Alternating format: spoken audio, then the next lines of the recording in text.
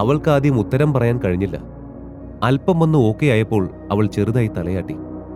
അതിനിടയിൽ ഋഷിൻ അവിടെ കിടന്ന് അവരുടെ ബെൽറ്റ് എടുത്ത് അബോധാവസ്ഥയിൽ കിടന്നവരെ കെട്ടിയിട്ടിരുന്നു. അവസാനം അവന്മാരിൽ ഒരുത്തന്റെ പോക്കറ്റിൽ കിടന്ന ടാബ്ലറ്റ് ബോട്ടിൽ കയ്യിൽ തടഞ്ഞ ഋഷി അത് പുറത്തെടുത്ത് നോക്കി. ഇതെന്താ, ടാബ്ലറ്റോ? ഋഷിൻ കുപ്പിയിലേക്ക് നോക്കി ചോദിച്ചു. നോക്കട്ടെ. ഇതെന്തോ അനസ്തെറ്റിക് ആണെന്ന് തോന്നുന്നു. ഗൗരി അതിൽ നോക്കിക്കൊണ്ട് പതുക്കെ പറഞ്ഞു. അവരാ ടാബ്ലറ്റ് യൂസ് ചെയ്ത് തുടങ്ങിയപ്പോഴല്ലേ നിങ്ങളുമായി പ്രശ്നമായത്. അതുകൊണ്ട് ആ എടുത്ത ഡോസ് അവന്മാർ കഴിച്ചിട്ടില്ല. ദേ, തറയിലെല്ലാം ഈ ടാബ്ലറ്റ് കണ്ടോ എന്ന് പറഞ്ഞുകൊണ്ട് അവൾ നിലത്ത് കിടക്കുന്ന ടാബ്ലറ്റ്സ് ഋഷിന് കാണിച്ചു കൊടുത്തു. ശരിയാണല്ലോ, ഇനി ഇത് നമ്മൾ എന്തു ചെയ്യും? ഋഷിൻ അവളോട് ചോദിച്ചു. എന്തായാലും ഇവന്മാരെ ഞങ്ങളുടെ ഫോഴ്സിനെ ഏൽപ്പിക്കുന്നതാണ് ബെറ്റർ. വിളിച്ചു പറ, എന്റെ സിമ്മിന് ഇവിടെ റേഞ്ചില്ല. ഉറക്കം തൂങ്ങിക്കൊണ്ട് ഗൗരി പറഞ്ഞു. അവൾ പറഞ്ഞതുപോലെ ഋഷി പെട്ടെന്ന് തന്നെ പോലീസിനെ വിളിച്ച് കാര്യം പറഞ്ഞു. സത്യം പറ ഋഷിൻ, നീ ശരിക്കും ആരാ? അവൾ ചോദിച്ചു. ഋഷിൻ അവളുടെ ചോദ്യത്തിന് മറുപടി ഒന്നും പറഞ്ഞില്ല. അവൾ എന്താണ് ഉദ്ദേശിച്ചതെന്ന് അവന് മനസ്സിലായിട്ടില്ലായിരുന്നു. ഞാൻ ആരാണെന്നോ? എന്തൊക്കെയാ ചോദിക്കുന്നത്? ഋഷിൻ സംശയത്തോടെ അവളോട് ചോദിച്ചു. ഏയ്, അതല്ല ഞാൻ ഉദ്ദേശിച്ചത്. നിങ്ങൾ വല്ല കരാട്ടെ മാസ്റ്ററോ മറ്റോ ആണോ? ഋഷിൻ അവളുടെ ചോദ്യം കേട്ട് ആശ്ചര്യത്തോടെ ഒന്ന് നോക്കി. കരാട്ടെ മാസ്റ്ററോ? ഞാനോ? ഒന്നും മനസ്സിലാവാത്ത പോലെ അവൻ ചോദിച്ചു. ഗൗരി അവനെ തറപ്പിച്ചു നോക്കി. അവനാകെ എന്ത് പറയണമെന്നറിയാതെ വല്ലാത്തൊരവസ്ഥയിലായിരുന്നു. കുറച്ചു മുമ്പുണ്ടായ അടി കണ്ടാണ് ഞാൻ ചോദിച്ചത്, അവൾ പറഞ്ഞു. അതിലിപ്പോ എന്താ അങ്ങനെയൊക്കെ ചോദിക്കാൻ മാത്രമുള്ളത്? ഋഷി കാര്യം മനസ്സിലാവാത്ത പോലെ അവളോട് ചോദിച്ചു. നിങ്ങളുടെ ഓരോ മൂവ്മെന്റ്സും ശ്രദ്ധിച്ചാൽ മനസ്സിലാവും തന്റെ എക്സ്പീരിയൻസ് എന്തുമാത്രം ഉണ്ടാവുമെന്ന്. ഞാനും വർഷങ്ങളായി മാർഷൽ ആർട്സ് പ്രാക്ടീസ് ചെയ്യുന്ന ഒരാളാണ്. അതുകൊണ്ട് എനിക്ക് ഉറപ്പാണ് നിങ്ങൾ കുറെ കാലമായി പ്രാക്ടീസ് ചെയ്യുന്ന ഒരാൾ തന്നെയാണെന്ന്. അതെല്ലാം ഓക്കെ, അത് തന്റെ പാഷനോ ഹോബിയോ അങ്ങനെ എന്തേലും ആവാം. പക്ഷേ താൻ എന്റെ ചോദ്യങ്ങൾക്ക് വ്യക്തമായ ഉത്തരം പറയാതെ ഒഴിഞ്ഞു മാറിക്കൊണ്ടിരിക്കുന്ന എന്തിനാ? ഗൗരവത്തിൽ അവൾ ചോദിച്ചു. വെയിറ്റ്, ഞാൻ അങ്ങനെ പറഞ്ഞോ? ഏയ്, ഞാൻ എന്തിനാ അങ്ങനെ എന്നെ തന്നെ ഹൈഡ് ചെയ്യാൻ ശ്രമിക്കുന്നത്?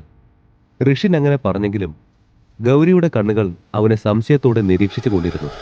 ACP ഗൗരി, എന്താ തന്റെ പ്രശ്നം?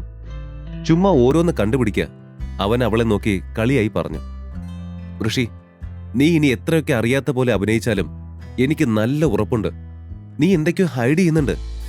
അതും പറഞ്ഞുള്ള ഗൗരിയുടെ പോലീസ് നോട്ടം അവനെ വല്ലാതെ അസ്വസ്ഥനാക്കി. ചെറുപ്പത്തിലെ കരാട്ടയും കുങ്ഫും അങ്ങനെയുള്ള പലതരം മാർഷൽ ആർട്സും ഞാൻ പഠിച്ചിട്ടുണ്ട്. അതുകൊണ്ടാ എനിക്ക് ഇങ്ങനെ ഇവരോടൊക്കെ പിടിച്ചു നിൽക്കാൻ പറ്റുന്നേ. അപ്പോ നീ പറയുന്നത് ഞാൻ വെറുതെ ഓരോന്ന് ആലോചിച്ച് കൂട്ടുന്നാണെന്നാ? അവൾ തന്റെ സംശയത്തിൽ ഉറച്ചു നിന്നു. കാര്യങ്ങൾ മനസ്സിലാക്കാതെയാണ് ഗൗരി നീ സംസാരിക്കുന്നത്. ശരിക്കും നീ എന്താ ഉദ്ദേശിക്കുന്നത്? ക്ഷമ നശിച്ച ഋഷിൻ ഒടുവിൽ നേരിട്ട് ചോദിച്ചു. ഋഷി, നിന്റെ ഇപ്പോൾ ഉള്ള ശക്തിയെക്കുറിച്ചാണ് ഞാൻ ചോദിച്ചത്. നിന്റെ ഇന്നർ സ്ട്രെങ്ത്. ഇത്രയും അടി നടന്നിട്ടും നോക്ക്, ഒരു പരിക്ക് പോലും നിനക്ക് പറ്റിയിട്ടില്ല. ബാക്കിയുള്ള എല്ലാം ഒരു തരി ബോധവും ഇല്ലാതെ സൈഡായി. ഹൗ? ഇതൊന്നും സ്വാഭാവികമായി എനിക്ക് തോന്നുന്നില്ല. നീ പറയുന്ന കള്ളം മൊത്തം അതുപോലെ വിഴുങ്ങാൻ ഞാൻ കൊച്ചു കുട്ടിയോ അല്ല. Somethings not right about your strength. ഋഷിയെ ചോദ്യം ചെയ്തുകൊണ്ട് ഗൗരി അവളുടെ സംശയങ്ങളെല്ലാം അവനോട് തുറന്നു പറഞ്ഞതും ഋഷിയും ആകെ ആശങ്കയിലായ പോലെ സ്വയം ചോദ്യം ചെയ്യാൻ തുടങ്ങിയിരുന്നു. നീ മാത്രമല്ല, ഞാനും പല മാർഷൽ ആർട്സ് പഠിച്ചിട്ടുണ്ട്. അതും വളരെ ഡിഫറൻ്റ് ആയിട്ടുള്ളത്. ഞാൻ ആദ്യമായിട്ടാണ് എന്റെ ജീവിതത്തിൽ അത് പ്രായോഗികമാക്കുന്നത്. വർഷങ്ങളായി ഞാൻ പരിശീലിക്കുന്നുണ്ട് ഇപ്പോഴും. എന്നിട്ടും എനിക്ക് ചെയ്യാൻ പറ്റിയത് എന്തൊക്കെയാന്ന് നീ തന്നെ കണ്ടതല്ലേ? പക്ഷെ ഇപ്പൊ നിലവിൽ പരിശീലനമൊന്നും ഇല്ലാതെ നീ എങ്ങനെയാ ഋഷി ഇത്ര എളുപ്പത്തിൽ ഇങ്ങനെ ഫൈറ്റ് ചെയ്തത്? പണ്ട് പഠിച്ചതൊക്കെ ഇവിടെ ഇത്രയും കൃത്യമായി പ്രയോഗിച്ചത്? ഋഷിൻ ഒന്നും മിണ്ടാതെ അവളെ തന്നെ നോക്കി നിന്നു. ഇങ്ങനെ ഒരുപാട് സൂപ്പർ പവർ ഉള്ളവരൊക്കെ പൊതുവെ അത് ആരോടും പറയില്ല. ദേ, നിന്നെ പോലെ. അവൾ അവനെ ഇടകണ്ണിട്ട് നോക്കിക്കൊണ്ട് പറഞ്ഞു. നീ പറയുന്ന കേട്ടാ തോന്നുമല്ലോ ഞാൻ ഏതാണ്ട് സൂപ്പർമാനോ സ്പൈഡർമാനോ ഒക്കെ ആണെന്ന്. അവളുടെ സംസാരം കേൾക്കേ അവൾ തന്നെ കളിയാക്കുകയാണെന്ന രീതിയിൽ ഋഷി അവളോട് തിരിച്ചു ചോദിച്ചു. ഗൗരി അവർ ബലം പ്രയോഗിച്ച് നൽകിയ ഗുളിക കാരണം പാതി ബോധത്തിലായിരുന്നു നിന്നത്. അവൾ എങ്ങനെയൊക്കെയോ തന്നെ പിടിച്ചു നിർത്താൻ ശ്രമിച്ചു. ഋഷി, സാധാരണക്കാർക്ക് അറിയാത്ത പലതും നമുക്ക് ചുറ്റും നടക്കുന്നുണ്ട്. നീ അതൊക്കെ വിശ്വസിക്കുകയില്ലോ എന്ന് പോലും എനിക്കറിയില്ല. പക്ഷേ ഇങ്ങനെ ഇതിനുള്ളിലുള്ളവർ ഒന്നുകിൽ വലിയ ബിസിനസ്സുകാരായിരിക്കും, അല്ലെങ്കിൽ നല്ല വലിയ കുടുംബത്തിലുള്ളവരായിരിക്കും. അങ്ങനെ എല്ലാവർക്കും അറിയാവുന്നതോ വന്നെത്തിപ്പെടാൻ പറ്റുന്നതോ ഒന്നും അല്ല ഇതൊന്നും. അവൾ പറയുന്നതൊക്കെ അവന് പുതിയ അറിവായിരുന്നു. പലതും അവന് മനസ്സിലാക്കാൻ തന്നെ ബുദ്ധിമുട്ട് തോന്നി. താനും അവൾ പറയുന്ന ഇന്നർ പവറിന്റെ ആളുകളും തമ്മിൽ എന്ത് ബന്ധമാണ് എന്നതിനെപ്പറ്റി അവൻ ആകെ ആശയക്കുഴപ്പത്തിലായി. ഋഷി എന്തോ അവളോട് ചോദിക്കാൻ വന്നതും പോലീസ് ജീപ്പിന്റെ സൈറൻ മുഴങ്ങുന്നത് കേട്ടു തുടങ്ങി. ഋഷി നോക്കിയപ്പോൾ 6-7 പോലീസ് വണ്ടികൾ വരിവരിയായി വരുന്നത് കണ്ടു. നിന്റെ പോലീസ് ഫോഴ്സൊക്കെ ഇവിടെ എത്തി ഗൗരി, ഞാൻ പോവുക. ഋഷി അതും പറഞ്ഞ് പോകാനായി തുടങ്ങി. ഋഷി, 1 മിനിറ്റ്, നീ ഒന്ന് വെയിറ്റ് ചെയ്യൂ. എഴുന്നേക്കാൻ പാടുപെട്ടുകൊണ്ട് ഗൗരി ചോദിച്ചു. അവൾക്ക് നല്ല ഉറക്കം വരുന്നത് പോലെ തോന്നി. കണ്ണുകൾ തുറന്നു വെക്കാൻ തന്നെ അവൾ പാടുപെടുന്നുണ്ടായിരുന്നു. എന്റെ ടീം അവരെ അറസ്റ്റ് ചെയ്ത ശേഷം നിനക്ക് എന്നെ ഒന്ന് എന്റെ വീട്ടിലേക്ക് ആക്കാൻ പറ്റുമോ? ആ തെമ്മാടികൾ നിർബന്ധിച്ച് ഗുളികകൾ കഴിപ്പിച്ചതൊന്നും തന്റെ ജൂനിയർ പോലീസുകാർ അറിയരുതെന്ന് ഗൗരിക്ക് വാശിയായിരുന്നു. താൻ അബലയായി കാണപ്പെടുന്നതിൽ അവർക്ക് വല്ലാത്ത നാണക്കേട് തോന്നി. കാര്യം പറഞ്ഞപ്പോൾ ഋഷിനും അത് മനസ്സിലായി. അവൻ കൊണ്ടാക്കാമെന്ന് സമ്മതിച്ചപ്പോഴാണ് ഗൗരിക്ക് അല്പം ആശ്വാസം തോന്നിയത്. അല്പസമയത്തിനുള്ളിൽ അവളെ സുരക്ഷിതമായി അവളുടെ വീട്ടിൽ അവൻ എത്തിച്ചു. എന്നാലും അതെങ്ങനെയാ? ഉറക്കത്തിൽ അവനോട് എങ്ങനെ സംസാരിക്കണമെന്ന് പോലും അവൾക്കറിയില്ലായിരുന്നു. ഇത് മാർഷൽ ആർട്സ് ഒന്നും അല്ല. ആരോ നിന്നെ ഈ ശക്തി കിട്ടാൻ സഹായിച്ചു കാണും, അല്ലാതെ നീ എങ്ങനെയാ? അവൾ വീണ്ടും എന്തൊക്കെയോ പറഞ്ഞു. സഹായം. ആ വാക്ക് കേട്ടതും ഋഷിൻ എന്തോ ചിന്തിച്ചുകൊണ്ട് തന്റെ മുഖം ചൊളിച്ചു. അതോർക്കെ ലക്ഷ്മൺ സമ്മാനമായി നൽകിയ ആ 2 ഗുളികകൾ അവൻ ഓർമ്മ വന്നു. ഇനി ആ ഗുളിക കാരണമാണോ? ഋഷി ആകെ ആശയക്കുഴപ്പത്തിലായി തന്റെ ചിന്തകളിൽ മുഴുകി. നീ പറയൂലെങ്കിൽ പറയണ്ട, ഞാൻ ചോദിക്കൂല ഇനി.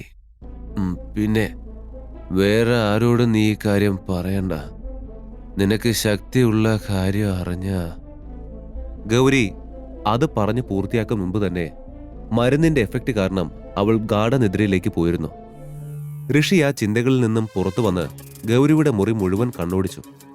ഋഷിക്ക് മുൻപിൽ തന്നെയായി ഒരു ബുക്ക് ഷെൽഫ് ഉണ്ടായിരുന്നു. അതിന്റെ മുകളിലെ നിര മുഴുവൻ ആയോധന കലയെക്കുറിച്ചുള്ള പുസ്തകങ്ങളും പ്രകൃതിദത്ത ആരോഗ്യത്തെക്കുറിച്ചുള്ള പുസ്തകങ്ങളും കൊണ്ട് നിറഞ്ഞിരുന്നു. ആ ഷെൽഫിൽ തന്നെ പുറംചട്ട കീറിയ 2 പഴയ പുസ്തകങ്ങൾ. അതെല്ലാം കണ്ണോടിച്ചു നിന്നിരുന്ന ഋഷിയുടെ ശ്രദ്ധയിൽപ്പെട്ടു. അതിലെന്തോ കൗതുകം തോന്നിയ ഋഷി മെല്ലെ സോഫയിൽ നിന്നും എഴുന്നേറ്റ് 2 പുസ്തകങ്ങളും എടുത്തു. യുവർ ഇന്നർ പവർ എന്ന തലക്കെട്ടിലുള്ള വിവർത്തന പുസ്തകമായിരുന്നു ആദ്യ പുസ്തകം. കുറച്ചു മുമ്പ് ഗൗരി തന്നോട് പറഞ്ഞതിന്റെ വ്യക്തമായ വിശദാംശങ്ങൾ അടങ്ങിയ ബുക്കായതിനാൽ ഋഷി പെട്ടെന്ന് അതിന്റെ പേജുകൾ മറിച്ചു. എന്തോ അപ്പോൾ ഋഷിക്ക് മുൻപത്തേക്കാൾ വേഗത്തിൽ വായിക്കാൻ കഴിയുന്നുണ്ടായിരുന്നു. അവൻ വേഗം പുസ്തകം മുഴുവൻ വായിച്ചു തീർത്ത് മാറ്റിവെച്ചിട്ട് മറ്റൊന്ന് തുറന്നു. പോസിറ്റീവ് വൈബ്രേഷനുകളും പ്രകൃതിദത്ത ദ്രാവകാഔഷധങ്ങൾ ഉണ്ടാക്കുന്നതിനുമുള്ള നിർദ്ദേശങ്ങളും പുസ്തകത്തിൽ ഉൾപ്പെടുത്തിയിട്ടുണ്ട്.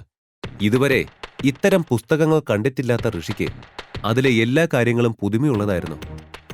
ആ രാത്രി മുഴുവൻ ഉറക്കമുളച്ചിരുന്ന് ഋഷി ആ 2 പുസ്തകങ്ങളും ഒരു വരി പോലും വിടാതെ വായിച്ചു. പിറ്റേന്ന് രാവിലെ ഗൗരി എഴുന്നേറ്റപ്പോൾ സോഫയിലിരിക്കുന്ന ഋഷിയെ കണ്ട് ഞെട്ടിപ്പോയിരുന്നു. ഇന്നലെ രാത്രി താൻ വീട്ടിൽ പോയില്ലേ? ഗൗരി അവനെ നോക്കി അമ്പരപ്പോടെ ചോദിച്ചു. എന്നോട് ഇവിടെ തന്നെ ആക്കാൻ പറഞ്ഞ് ആക്കിയപ്പോഴേക്കും നീ കിടന്ന് സുഖമായി ഉറങ്ങി. പിന്നെ മെയിൻ ഡോറിന്റെ കീയോ കാര്യങ്ങളോ ഒന്നുമില്ലാതെ ഡോർ അടയ്ക്കാതെ തന്നെ തനിച്ചാക്കി എങ്ങനെയാ പോണേന്നോർത്ത് ഞാനിവിടെ ഇരുന്നു. ഋഷി അവളോട് വിശദീകരിച്ചു. ഇത് പക്ഷേ ഗൗരി ചെറിയ സങ്കടത്തോടെ പറഞ്ഞു. എനിക്ക് മനസ്സിലായി ACP മാഡം. ഞാനിത് ഉറപ്പായും പുറത്തു പറയില്ല. ഇത് നമ്മുടെ ഇടയ്ക്ക് തന്നെ ചെറിയൊരു രഹസ്യമായിരിക്കട്ടെ. ഗൗരിയെ മനസ്സിലാക്കിയിട്ടെന്ന പോലെ ഋഷി പറഞ്ഞു. ഈ കഥയുടെ ബാക്കി അറിയാൻ download pocket FM app. Link in description.